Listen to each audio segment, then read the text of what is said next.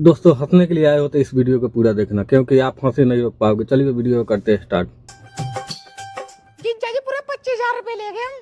बेवड़े 25,000 दे देना। क्या है क्या? जूता चोरी के? बस तू ना चोरों के खानदान में ब्याह कर लिया। मैं बेवड़े यार रसम हूँ। ये कैसी रस्म है भाई? चोरी भी तेरी हो रही, पैसे भी तू ही दे रहा। जीजा जी क्या ड्रामा हो रहा है? पैसे दो इस पे। खाली नागिन तू चुपचाप खड़ी रहने, पुलिस बुला लूंगा। चोर बे तू पागल हो गया क्या? हाँ मैं पागल हो गया भाई किक्कर इसके प्यार में। बे तू पागल ना बड़े, पैसे दे मेरे। वो पागल तक तू होगा पागल। 500 के जूते के 25,000 दे रहा हूँ। बे तू पैसे दे रहा है नहीं? पैसे तो मैं दे दूंगा, पहले हबीजी को बुलाओ। बे हबीज जी को क्या कहे तू? हबीजी तो पढ़वागा मैं निकाल। बे निका तो मेरा हो रहा है यहाँ, तेरा किक्कर हो जाएगा। जिक्र तेरा हो रहा।